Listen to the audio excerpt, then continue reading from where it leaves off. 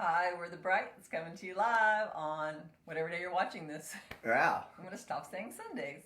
I know, because you can be watching it anytime. That's right, anytime. So, how are you guys doing? How is 2020? It's hot in Houston. Yes.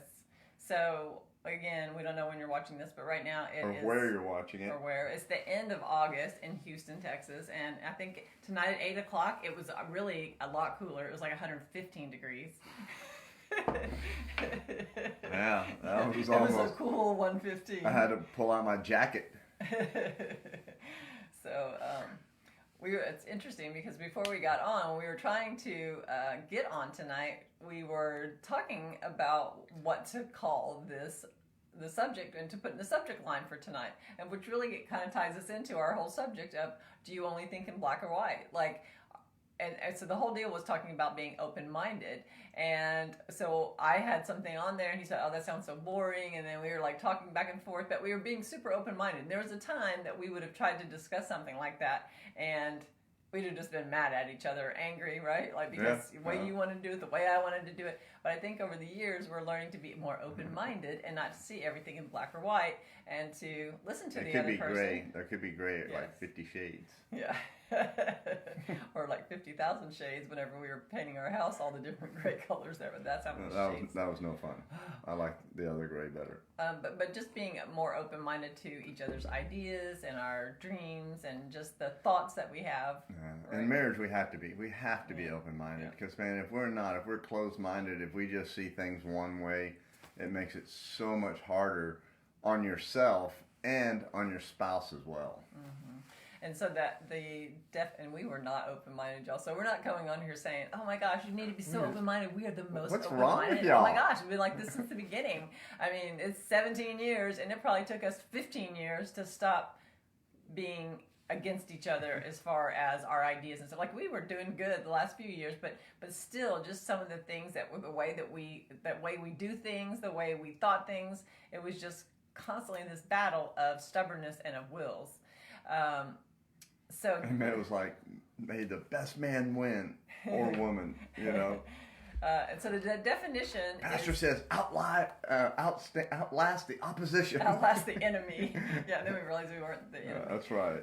So the definition of open-mindedness is the willingness to search actively for evidence against one's favored beliefs, plans, or goals, and to weigh such evidence fairly when it is available. So that is like being so stuck in the way that you believe something to be, the way that you've done it your whole life, the way your parents did it, or whatever plans that you set for yourself, or goals that you've had, or things that inner vows that you had, and you're so set in those things. But to be open-minded when you get married, you know, we've got to be able to not just be so closed-minded on everything that the way we believe it, and listen to what our spouse has to say, you know, and what their thoughts, because their thoughts and everything is valid too. Because that also brings out a great point in communicating. Because if I'm hearing how you're feeling and what you're thinking and your emotion behind it, then it helps me understand you a little bit better. Mm-hmm. You know, that's like good. My dad used to tell me a long time ago, are you just making a decision, or are you making an educated decision? Mm-hmm. Because if you're just making a decision, you're wrong. You have to make an educated decision. And to make an educated decision, you need to educate yourself about what's happening right now on this, and then make your decision. That's good, because I just reminded me, I was in Mary Kay for several years back in the day, and one of the things that we told people, because they'd come to a Mary Kay meeting, or we'd give them all the, I was ready to sign up. Give them some information at first, and they're like, no, we don't want it, or no, they would, when we were first talking to them about it, like trying to get them to do it, then they say, oh no, I'm not interested. And I'd say, well, how can you make an educated decision without hearing all the facts? And people are like, oh, well, I can't, you know. And then they would come, and then they would hear, and like you did, like the first time Richard ever came, he was ready to. I was there like 5 minutes. I'm like, sold. Like, sign me up. Do I need to buy? Can I have a pink card? But I'm also a 7 in the Enneagram, so yeah. I'm ready. He wanted to be a volunteer fireman the day before. Ready. So. I was ready to do everything. I was going to be an offshore fisherman. I was going to be a guide, hunter. I was going to be an insurance. I was going to be sold vacuum cleaners from door to door. I mean, it was, man, if it sounded good, let's do it. You know, let's give it a shot. So I was very open-minded. Yes, you were. Sometimes too open-minded. You also have to have discernment when it comes to that, which What's is a whole that? other one, a whole other session. So the definition of what being open-minded is being open-minded does not imply that one is indecisive, that they're wishy-washy, or incapable of thinking for oneself. So it doesn't mean that if you're not open-minded that you can't make a decision. It's just that you want to be able to look at everything and think of everything before you make a decision and not be so closed-minded. And marriage is so much more than us two people living in a house. It's us making a home for each other, and it's us, the everydayness. It's that everydayness of living together. That's where it gets most people down. I mean, that's what takes most people down, right? Like, it's that everydayness, that trying to, you're picking on each other, and the way that you do things, and the way you make your coffee, or the way you clean that, and your clean's not my clean, and yeah. Until I found out what chore play was, man, I was lost. But chore play saved my life. Yeah, it did, baby. Chore play. We need to coin that phrase. What's not coin? What do? You can't patent it, I guess, man. No. To make marriage work, though, it requires a lot of work to make marriage work, but it's not hard. People always say marriage is so hard. It is hard as far as you got to do it consistently, and you got to keep doing it, and you can't ever let your guard down. That part's hard. But the actual principles in marriage, and it's not simple. easy, but they're really simple. Yeah. Right? They're super simple. I have a friend of mine, and he knows who he is if he's watching this. Yeah. He says, Richard, it's just like going to the gym. It's easy to do, and it's easy not to do. Mm-hmm. You know, when you drink water, if you got to drink a lot of water every day, which you should, it's easy to do. It's easy not to do. Mm-hmm. You know? That's good. And I was going to say the other one they say is, because this was having to do with us health-wise, when Richard started eating better and everything, and the other friend says, nothing tastes as good as skinny feels. Yeah. He was right. I had man. never heard that. I thought that was great. I was like, I should have been telling myself that my whole life. But some of the most important attributes in marriage, of course, is love and compromise and patience. But being open-minded is a really important trait to have. And the reason we wanted to talk about this is because we really know that we say to each other a lot, thank you for going tonight. I know you didn't really want to go, or thank you for doing this when I know that's like not how you normally do things. I mean, we do that a lot, but we talk to couples, or we have friends that maybe the other person isn't open-minded. Maybe they want to watch a video that helps them about their marriage, or they want to read a book, or they want to do a quiz, or they want to go somewhere, and the other one's an introvert, one's an extrovert, and so they're not very open-minded about doing things. And it makes it hard. Mm-hmm. It makes it really hard, especially for the spouse who's wanting to do it all. Mm-hmm. And we just see it manifest, and whenever that happens, we can always see tension in that marriage, mm-hmm. right? Because one of them is really like, yes, let's do this, and hey, let's try that, and the other one's just like, bah humbug, Scrooge, or Scroogette. They just don't want to do it. And I mean, I was that person for so long, but I realized we saw Pastor Juan today, and he gave a message, and it was just right on point about what we're doing. And it was crazy generosity. It was crazy generosity, but he was saying, if you were going to lose weight, and then somebody who did the diet plan or whatever and maintained, and they actually did it. They went through the physical manifestation of learning how to do it, what to eat, how to eat it, when to exercise, and they did everything. They did all the work. Well, they've got the knowledge now of how to do it over the person who's just read it and hasn't implemented anything. In other words, this person not only has just the head knowledge, he's got the life experience to go with it, mm-hmm. right? So when people come up and they're like, hey, we're going to talk to you about being open-minded, it's not that, hey, we just read this in a book, this would be great to share. These are things that we have walked through in our life that have helped us. Yeah. So if you're watching this and you happen to be sometimes closed-minded, you don't want to do the test. You don't want to know what your Enneagram score. You don't want to know. You don't do these things. You don't want to go somewhere. You don't want to go, right. And, just remember this. You're not the only one in this marriage, all right? There's two of us, right? So sometimes I have to go into her world and she has to come into mine. Okay. And guess what? Her world is fun, right? And it's exciting and it's different. Some things I don't understand. All the tests that we were having. Let's do this test and let's do that test. And test, quiz. And I'm like, oh. I didn't want to. And I would get so angry. But man, once I did learn something and it worked out, I'm like, that was pretty neat because I learned something about myself. And when you learn something that's new, oh my gosh, then all of a sudden it's like a new world. It's a new marriage because now you're able to use a different tool where that tool wasn't even available before to help you get through a certain situation. Now it's readily accessible, right? Well, and you weren't just open-minded. I mean, maybe you might not have been open-minded about actually that first step of doing it, but once you did it, you were open-minded about what you were reading. So you weren't reading going, that's not me, that's not like you were like, oh my gosh, like what did you like? When I found out that you were type A and I was type A, Yeah, that was so bling. simple. It was just such an easy test. We were in a class, and when that was revealed to me that we were both the same, there was I understood so much about why we were in so competition with each other. I thought there was something wrong with her. I'm like, why are you always trying to outdo me? Yeah. Why are you always trying to be? Why is he always against me? Like, why does he have to always one up me about everything? Right. And then we realized, oh my gosh, our personalities are the same. Well, no wonder. Well, it's interesting though because we're both type A, like get things done, but I'm an introvert and he's an extrovert. So we go about it totally two different ways. I'm not gonna say that. But don't say it. Okay. Well. So it's like, oh wow, they're just alike. We weren't. I mean, it's like we were both strong-willed and we were both very stubborn. We were both very closed-minded about the things that we believed in. In some areas, we were open-minded about things, but in the things that we felt strongly about, and I'm not talking about like morals or values because those things we didn't have that. We didn't have those.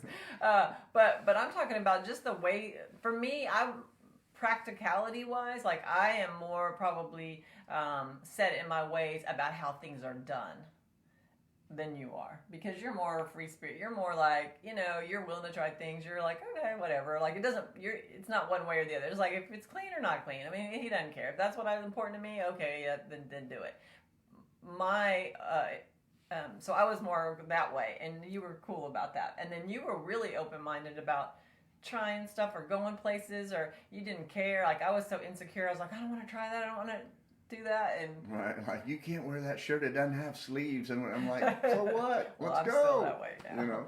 I know, I'm very close-minded about that. You come down some, and I'm like, well, this one at least is sewed. This one's hemmed, so it's not all frilly. It's hand-sewn sleeve, right. no sleeve. But that's a good point because clothing, even like for me, it's a big thing. It's just how I was raised. Now look at me. And then domesticated. He's been domesticated. Like this is not. Richard doesn't always dress cute. Like he just doesn't. He's just kind of very and everybody and husbands. All I can say is this. All right, all the wives are saying, I like the way you dress. Man, that looks so good. And they do it, and we're all together, not alone. But we do that all because the wife is trying to say, I wish my husband was more open-minded. Was more open-minded and dressed a little cooler.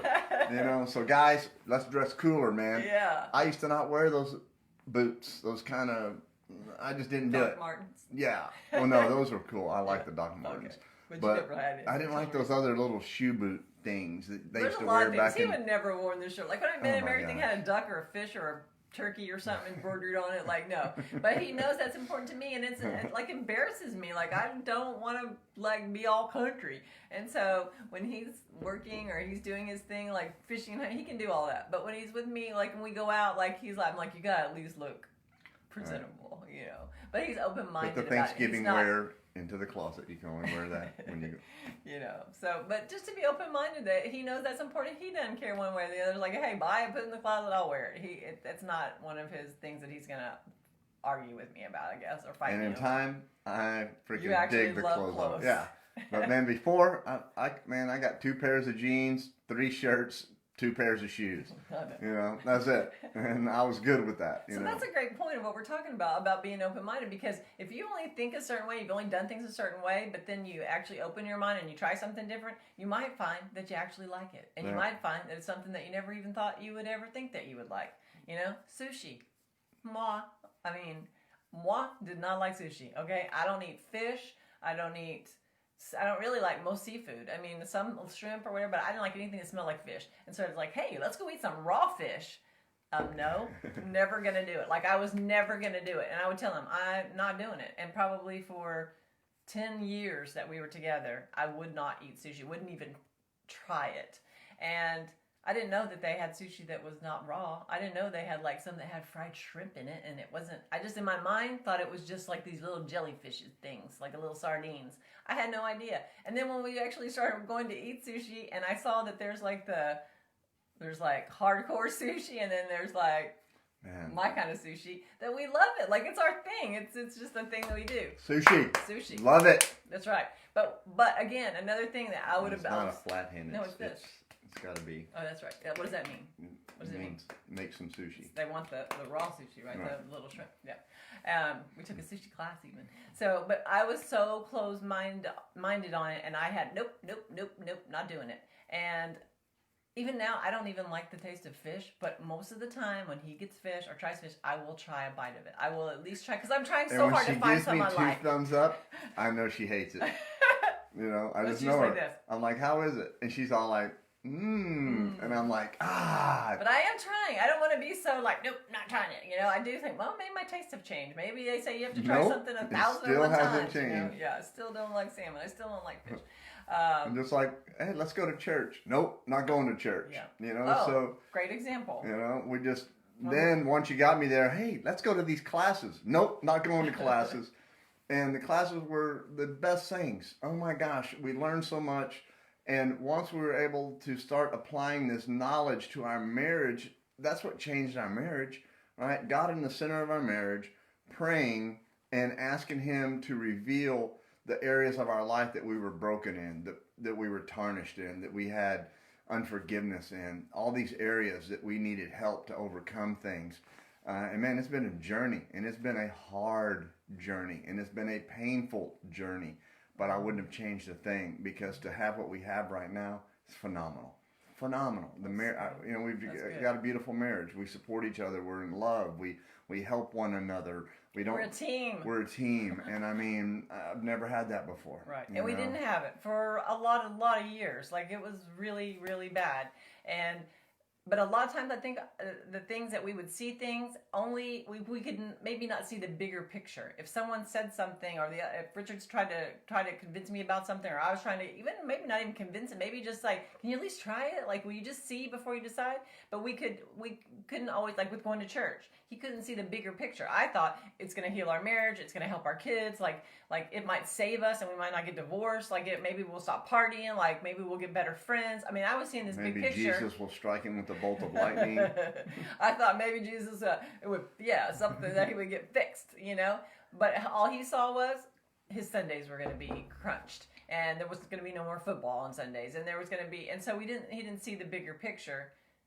He only had that one view of things. And in the same way with me, with certain things that like with money, I was like, no, this is how we do it. My money's my money, your money, we'll do 50-50. I could not see past that, because I've been divorced twice before. I saw my parents mess with money, and I thought, you're not controlling me.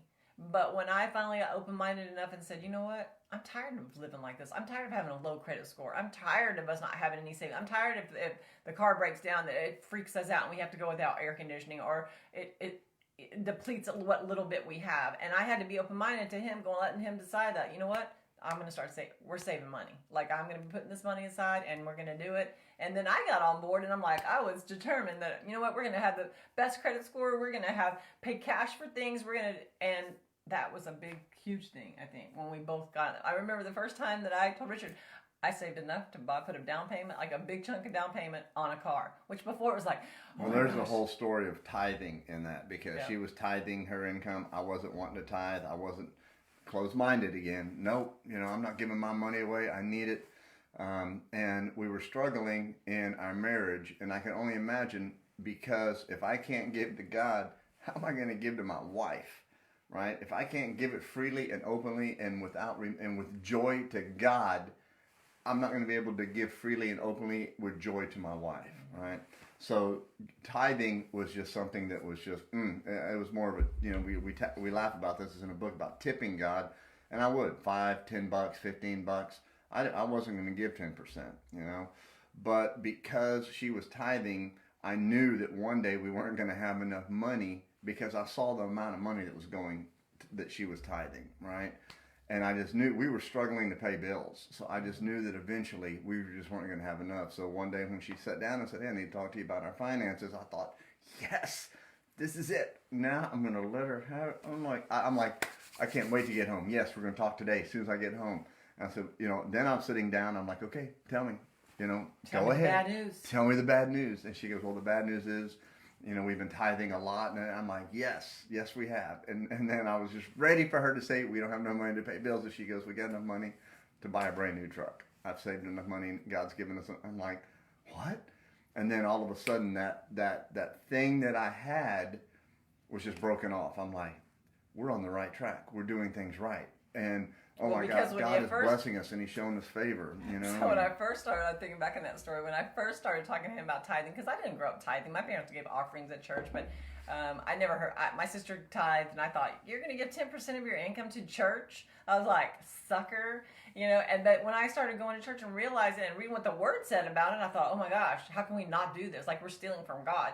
And so then when I tried to get him on board, he was like, I'm not giving my money to any preachers, and they're going to be driving big fancy cars and all. We didn't have any clue about what giving was like. And today we saw Pastor's message, or we heard Pastor's message about Pastor Juan about crazy generosity. And that's it. You can't outgive God. Like, that's a whole nother, we need to do a video about that. But I'm taking this off so I can read this. So it says, where do you draw the line between trying something new and not trying to change the person into something just to please you? Where do you draw the line between trying something new and not trying to change the person into something just to please you? I have to understand that question. I don't know if I understand that. To try something new, it wasn't manipulation that Sherry was doing. She wanted to take a comedy class. I didn't want to do it. I mean, there's so many things that she wanted to do that I didn't want to do. All right, I didn't want to go to church. I didn't want to get married. I didn't want to. At one time, I didn't want to put our money together until I ran out of money. Then I wanted to put our money together. I didn't want to take the other class. What was the improv class? I didn't want to go to the CCA meeting in Tennessee. I didn't want to go to Disney World. I didn't want to go to church. I didn't want to go to the classes. I didn't want to buy a new car. There were so many things that I did not want to do. But God gives us a spouse to open up our minds like that, And that's what she wanted to do. She wanted to do some of these things. And so it's just like when we get married. It's not, I am marrying her assets, right? But then I'm also marrying her liabilities, right? So whatever liability she has, it's mine now too. It's not just hers. If she brought bad credit in, it's just not her bad credit. It's my bad credit. If she's bringing a sickness in, it's ours now, right? So if she's wanting to do something, right? And I'm not wanting to do it, and okay, we're not doing this, we're not doing it. Well, man, that's a one-sided marriage, right? Marriage is about giving, right? And I think I get that question more. Are you finished with what you were saying? Well, yeah, kind of. Because I was saying, I think it's the line between trying something new and not trying. So not doing something just to make the other person happy. Sometimes in marriage, we got to do stuff just to make the other person happy. I mean, that's just part of marriage. I mean, I think that there's times where there's things that I don't really want to do stuff, but I think it's really in our mind, like it's just like sex. I mean, sometimes it's like, well, you could be like tired or not in the mood. You think you're whatever, you don't whatever. But as soon as you start to get into it, like it's like, okay, that's pretty awesome. Like, okay, well, what was I thinking? And I think that's the same way with a lot of things. I think in marriage is that sometimes it's our attitude toward not doing that thing. And there's times you're going to go places that you don't want to go. And I'm not saying things that are against what your values and your morals are, but there might be somebody that you we had to have boundaries about, because there were certain friends that Richard wanted to go hang around with that I didn't want to go hang around with, and it wasn't because I was just being a snob. It was like I knew that it wasn't good for our marriage. So I think if it's stuff like that, then you probably don't, obviously don't need to go do it. But if there are things that just like, hey, that's not my favorite thing to do. Richard didn't like to go to plays. Like, he didn't want to go to musicals. He didn't want to go to plays. He didn't want to go to any of that stuff. He just wanted to not go. And then a few times he went just to make me happy. He went to a Barry Manilow concert. Now he's been to like 12. But, he went. Yes, I went. Yes. Yes. I went to Barry Manilow concert, and it was a great evening. Yes. Right? Because I did not know how talented this man was, and all of the jingles that he wrote for McDonald's, for Alka-Seltzer, for so many. She goes, these are all my genes. And I'm like, wow, I didn't know that. So once again, all of a sudden, some knowledge behind something gives you a whole nother life. And think about this: when you're dating someone, you're doing everything to please them. You don't care if they're like, hey, do you want to go do somersaults and like spin some plates in the middle of traffic on the freeway because I really like doing that on the side. And you're like, yes, oh my God, right. Sure. I remember telling Sherry, she's all like, I love fishing and hunting and hiking and biking and anything with an ing on the end of it. And after we got married, lying, because she didn't like any of those things. But I thought I did. I was like, sure, I'll go do it. Like, I love to fish, but in my mind, fishing was like off a pier, like not with the boat, fishing off a pier with like a chair and an umbrella and a book. Or going to the neighborhood catching. That was fishing to me. I didn't know fishing was like, oh, let's go on the boat and we're like Gilligan, like let's go out there and it's horrible and the wind's pounding me and I think I'm gonna die and I have to go. That's a great day, honey. I love it. Where do I go to the bathroom? Oh, here's a bucket. Oh my God. What? What do you mean the ocean is my toilet? Oh, when I handed her a bucket and she was crying, I go, oh, I guess since you're not going to go in the bucket, it's just going to come out through your eyes, huh? Oh, I had to drive all the way back to the shore so she could go to a proper bathroom. And then I realized that's my wife, Those are the things that we have to do in life. Yeah. Right. And I think it's just being broad-minded. I mean, I know that one of the things that in marriage is that shoulder to shoulder things that husband and wife do together, whether it's walking or fishing or whatever. And so something with the ing. So sometimes I do have to go do that, and sometimes he'll go with me to. But you know what? We both found there are things that we've gone to do, like going to church that's a great example because Richard really didn't want to go to church and. We went and we kept going and it changed our lives. Like we got a whole new set of friends. We got a ministry. Like we started, it changed our life. It did everything. But had we been closed-minded or had I been going by myself, and I used to go to church by myself when I was married before. And everybody thought I was single because my husband never came with me. So I had this real inner vow about my husband not coming to church with me. And I was just like, please just come with me. And he was so against it, but he did it. And he wasn't so against going to church. It was going to church regularly that he was against. Right. I thought if you went this Sunday, occasionally, we're good for we just 3 months, 6 months. I go, we don't have to go for 2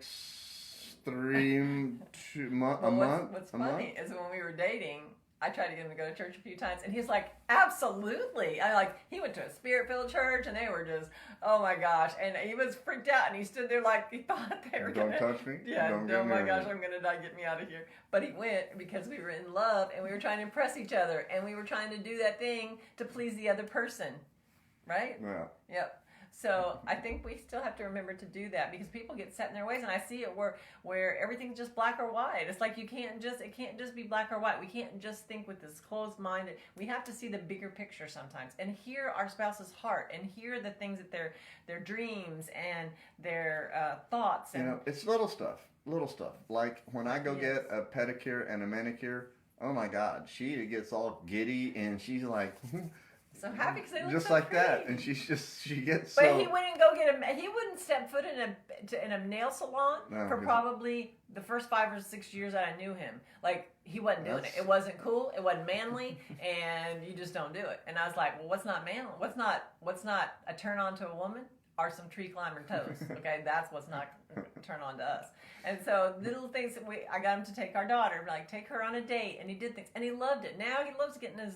Every now and then, not on a regular basis. I do like getting it done, but the other day he actually said this. I said, "Wow, you're like, you got some new nail clippers. You're gonna do your own." I got those at a cut stainless steel. I said, "Why don't you just go and get a pedicure?" And he goes, "Well, I was gonna wait till right before we leave for vacation because I didn't want to waste it." And I was like, what does that mean? Like, you're only going to get it done if we go on vacation? Yeah. Like, why? I'm thinking you get them done regularly, like I do. Like, he actually was. Because that's like $50 a month, man. I'm not spending $50 a month getting my nails done. Yeah, you should, but that's what he does a lot of times. Not every month. But it's hard enough for me to spend $30 to get my hair cut. I don't have much hair to cut. It's when I first, I have to go get it styled. He always went to this $7 haircut place. If I could find it for $4.99, I'd have got it done for $4.99. He Loved prided him. Is that a Yes. word? He prided himself Yes. on the fact that, look, you're And- spending $120 to get your hair all colored and cut. It cost me That's how much it is? It cost me $4.99. I need to go to $4.99 if you're And spending I thought- $120. And I said, "Do you know what?" I said, "Your hair looks like it costs $4.99." That was the thing. It And I'm looked like, like perfect. It It'll cost grow $5. out. So, So it's being the open mind to listen to each other, Open-minded. being open minded about our Open-minded. health, and being able to, I think we need to do a whole other video about hard subjects to talk about, because people want your spouse to be open minded about stuff, but then they're afraid to talk to you about some of these subjects. hardest subjects: sex, money, eating. You know, those are the Right. three hardest The right there. health. Children. Those four are the hardest to talk about, Well, especially in a blended family. Well, I think too it depends on your personality, because we have friends that are extrovert, introvert, and it's like it's a lot of times that he ain't going. He doesn't want to leave the house. Doesn't like to be in front of people, and she's like bouncing off the walls, wanting to see people. So we have to have that balance where we go, you know what? Okay, well I'll go, but let's go for X amount of hours. Like, we decide ahead of time. We have to be open minded enough, because that's how people grow apart. All right. What were you gonna say? No, we got friends that they show up to the party and they're already saying goodbye as soon as they walk in the Okay, door. well, in our group, they have to, because it takes 2 hours to say goodbye. That's a joke. Yeah. So just the things about being, because there's times that we've been really close-minded about things, and it's hurt us. There's been times that we've learned to be more open-minded, but now You just learn being new able to things. have discussion. When you're Yeah. open-minded, you learn new things. And you grow. You learn a different way of seeing things. It brings you closer to your spouse. You'd be surprised the things that you guys are all bound up on and angry about and fighting about. When you become open-minded and you start listening to one another, you start to come into each other's world, you start to see things change. You start to appreciate the way that your wife sees things. And I mean, I don't make any business decision or any decision without her blessing and what she thinks about it. Because if she doesn't think it's going to go, I'm not trying to talk her into it. I'm good. Okay, never mind. We can do something else. I want to hear what she has to say, because she has a discernment that God has only given her, because she's my helpmate, and I need to listen to what my helpmate says, right? Well, I think that we can't. From cellmate to helpmate. Yeah. From cellmate to soulmate. I think we can't just always think practically. We have to think from our heart. We have to think if that's important to that person, and that's what their personality. Like, I'm so thankful that Richard's open-minded, and I'm so thankful that I kind of broke down some of because I was very close-minded about certain things, because I was insecure, and there are certain things like I ain't doing it. But because Richard has that confidence, he helped me to step into some things about myself that I look at couples that have been together, I don't know, 30 or 40 years, some of them, and they're exactly the same. Like it seems like they haven't changed. They're exactly the same way. They do things. It's not even that great of a marriage. They have the way that they do things, and that works for them, I guess. But it's just so boring to me. It's like they're so predictable. There's no life in it. And there's no they're exactly the same. Like, we don't even recognize the person that we were even last year or 5 years ago, especially 10 or 15 years ago. Like, we don't want to be the same. We don't want to be the same way we are. We want to continue to grow. We don't want to be stuck and set in our ways. We want to be everything that God created us to be. And we know that you can be that same way. And if you open yourself up to your spouse, and you guys talk about that from your heart, where the other person's not afraid to talk to you about that, and you're not immediately like, nope, not doing it. And we go, you know what? Let's hear that. We had a thing. There's certain subjects that we have been so close-minded on, like health. Health was a thing that I have been griping about That's for a whole nother so video. long. Yeah, a whole nother video. But there are couples that are struggling in that area. Because I valued that, and he was like, whatever. And Have me another biscuit. Yes. But we had to get to a point to where it was causing problems. Like, it was causing an issue because we were getting older, and I wanted them to be healthy. I wanted us to be youthful and to feel good and to be able to live out and have grandchildren one day and be able to feel good about. So that's a thing that we had to be open-minded about. And I'm so thankful that you did that. Like, you were open-minded about it, and now we can talk about it. But that was a subject that was hard to talk about. Yeah, I think that is a whole nother video, right? For sure. Yeah. So anyway, we need just to approach our marriage with open-mindedness and respect and sincerity, and just listen to our spouse's heart, and just not always see this little narrow line. So everything isn't black and white. Be open to it, and know that your spouse is on your side. You're on the same team. They're not going to do something to take you down the wrong road, hopefully. You know, that the things that they're wanting to do and try, whether it's big ideas that you have and dreams and goals, but think outside the box. Like, try it. What's the worst thing that could happen? At least you won't go to your grave saying, man, I wish I tried all these things. Man, we have a little Oriental couple. They're Asian, and she, since Sherry has been going to her, has probably opened up 15 different businesses, and she's going to do another business. Yeah. And a lot of them don't work. Some of them do, some of them don't. And I'm just like, oh my gosh, she is the most business opening person I've ever met. I would love to get an insight from her, because she'll just open a business and just, Not scared. And not scared, just, and not even the same thing. Well, yeah, cooking, well, she does like lashes or something. Yeah. But then she opened a restaurant inside of a building. Then she sold that restaurant and getting a food truck. And before that, she did something else. Now and she was selling this. Sauces And I'm just like, oh my gosh, you know. Yeah. And I know that's an entrepreneurial spirit. And that's another thing. I've had friends of ours that are pastors, and because we were trying to get into a church, and even though we go to Lakewood, we were trying to, like, man, we need to solidify ourselves and be, and we're not going to have that unless we are associate pastors somewhere. And I had a good friend of mine who's a pastor say, Richard, you and Sherry have an entrepreneurial spirit. And man, if you get put in a box, you're going to fail, because that is not what God intended you to be, right? But man, I had to be open-minded to be able to understand what he was telling me, because it changed the course of some of the business decisions and ministry decisions that we made just from what he was telling me. We have to have friends who believe in us, that see us for who we are, and that, man, will pour into our life positivity, and they're making deposits on a regular basis and not making withdrawals on a regular basis, right? And that helps us have open mind. That's right. So don't look at things in black and white. Have tolerance for each other. It's the same things that we need to be doing in the world right now, is having tolerance for each other's likes and dislikes and people's different choices and differences that they have. They're the same principles that are going to work in our marriage. Like, we need to do this on a day-to-day basis with our spouse, even just with our differences, is to be tolerant of it and to be open-minded.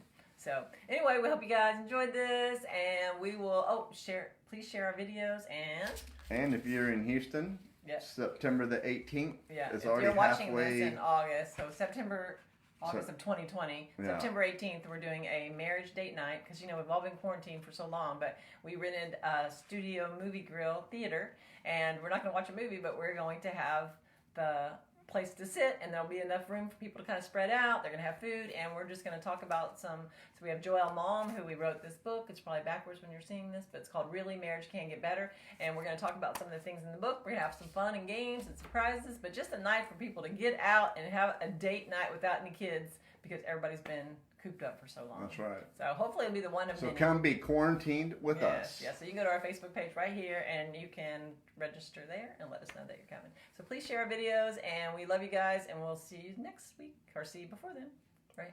Yes. Peace. See ya.